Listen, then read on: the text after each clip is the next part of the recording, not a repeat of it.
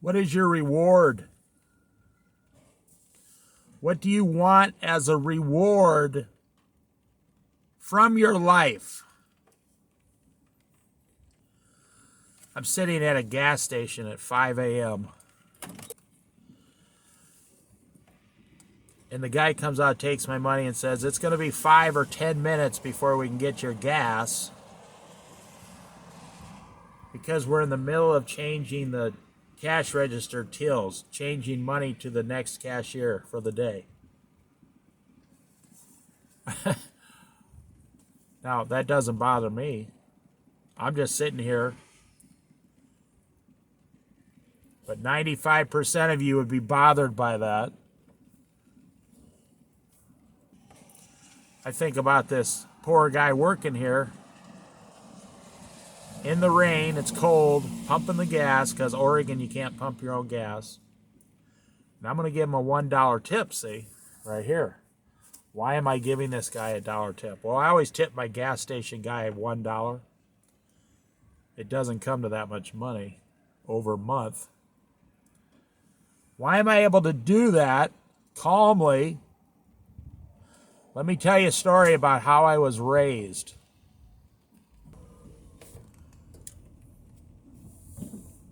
My dad never worked 8 hours a day.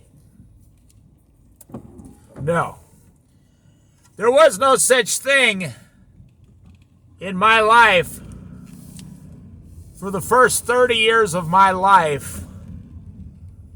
8 hours a day was laughable. Where I come from, working 8 hours a day, you were considered a lazy bastard. I've never seen my dad work less than 10 hours. My dad usually worked 12 hours or 14 hours. Where I grew up, they invented the saying, the farmers, if you work 12 hours a day, you're only working half a day. They say, I don't know, some kind of farmer humor. Did you get any work done today? Question mark. They'd say, yeah, I only worked half a day today, 12 hours. Then they'd give that farmer grin. My dad was a truck driver, and then he came home and worked on the land, on our land. My dad worked 12 hours, or usually about 10-hour shifts, driving a truck on a Saturday. What do you want out of this world? So my dad said, we'd be splitting wood. Me and my dad split 150 pickup loads of wood when I was a kid. It made me really super strong by the time I was 20 years old. I would just lift 100-pound logs and not know it. I didn't know any better. I'd lift 50-pound, 80-pound, 100-pound logs up to the log splitter. And then my dad, he made his own log splitter out of an old railroad rail. And then he put an engine on it, and he welded a splitting thing on there and a compressor. Yeah, he made it himself in his own garage. Back then, they wanted like $199 for him. He made one for $99.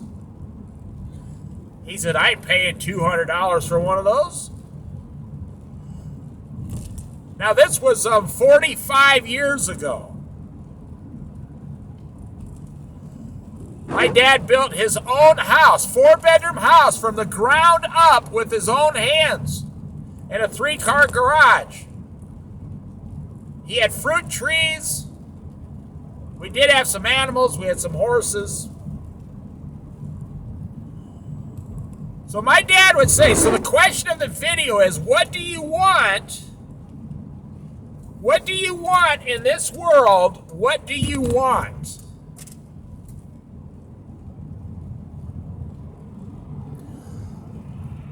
See this car here, I'm doing the speed limit, but this car had to pass me because they want something that I don't want.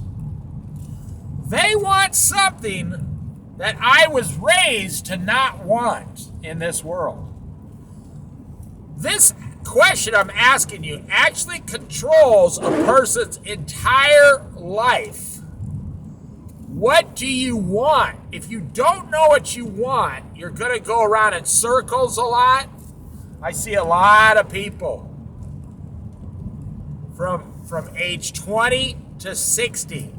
They never found out what they wanted in this world. So how can you obtain it if you don't even know what it is? How can you go out and get it? Now, Jesus told, in the Bible, there was these people bragging about the job they were doing. And Jesus, in the flesh, God in the flesh, set them straight. He said, "Why are you boasting? You should say, we are servants. We have only done our job." You see, the Lord was saying, you've only done your job. What do you expect, a reward? You expect this earth. Now, let me talk to my Christian friends real quick. I'm a Christian, yes. In case this is the first video you've ever seen on this channel.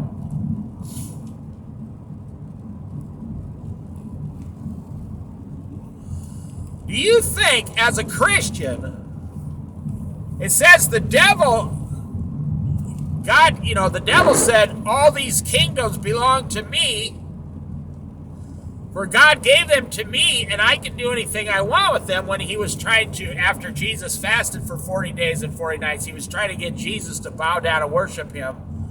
And he said, I have the power to give you the whole world. He's talking about the world, the rock, the clay. But Jesus is not of this world. He's from the next world, heaven. So with that in mind, saying that the devil owns this world and controls this world, that's why things go the way they go. Do you think the devil's going to give you a reward in this world for being a Christian? Think about that. Most Christians that I personally know, they expect something out of this world. They expect something out of this world. Jesus said you're supposed to be working for your reward in the next world.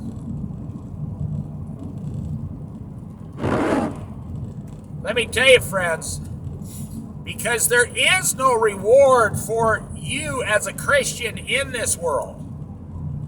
It doesn't exist. See, this is where you have your conflict. Well, I want something. I want a piece of land. I want a house. I want more money. So let's go back to the way my dad raised me. My dad, like I said, we split 150 pickup loads of wood together. That was only one project that we did together. And my dad would say, a picture, it's like 0 degrees out. It's winter in Iowa. We're splitting wood in the winter. My dad would smile and grin and say, you don't like splitting wood?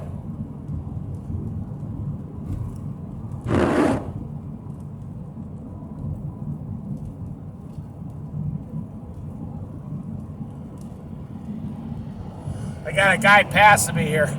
Oh, this guy's passing in a trailer and everything. Can't wait to go camping, man. I gotta go camping. It's 5:30 in the morning, and this guy's passing people on the interstate with a 40-year-old camping trailer. All right, that's because he wants something. It's the perfect example in this world. It's Sunday. This guy has to go back to work tomorrow. He wants something today. He feels like he deserves something out of this world for all the hard work he has put out. I mean, it's like the prodigal son. Come on, man. He goes to his father. I've been working for you for 20 years. I'm 20 years old now. You know, he was a young man. I've been working on this earth for 20 years, and I deserve my reward. Give me my part of the inheritance so I know I can do it better on my own. You're seeing people do that today. They're 30 years old and they're completely confused about the system in America about work. They're completely flabbergasted. There's a word you don't hear. They're so frustrated. These 30-year-olds are like, you mean I gotta work until I'm 60 years old? And you gotta be kidding me. That's the way it is in every single country in the world. Down in Mexico, those people work until the day they die. They're in their 70s. So let's get back. My dad, see, we're splitting this wood. It's cold outside, you know. Father and son were out there like 8 hours splitting wood. A short day. And my dad would say, you don't like splitting wood? I'd laugh. I'd say, I got no problems. I'm here. What are you talking about? He was raising me a certain way. My dad said, what do you expect out of this world? You're not going to get anything out of this world except your food, your clothes, and a place to live. That's all you're going to get. You're not going to get any more. And of course, back then, I told him, oh, no, not me. I'm going to be a multimillionaire. I'm going to have a 10-car garage and a sports car in every part of the garage. I was going to be like Jay Leno. But then the Lord got a hold of me when I was young and changed me over. My dad was right. There is nothing for you in this world. Food, clothing, shelter, and a nice car. I don't mean a really super $40,000 car. I'm talking like a really nice, well-running $15,000 car. And then put all the rest of your money in the bank, and you will find that the most important thing on this earth is your wife and your children, or your husband and your children. The most important thing you can do on this planet in God's eyes is what Jesus said. Why are you bragging? What do you want? What are you looking for? If you are a servant of God, you should say, we are only servants. We have only done our job. He said, when the master comes home, does the master feed the servant? No. First, the master sits down and the servant feeds him, and then the master gets up, washes his hands, and goes about his business at night.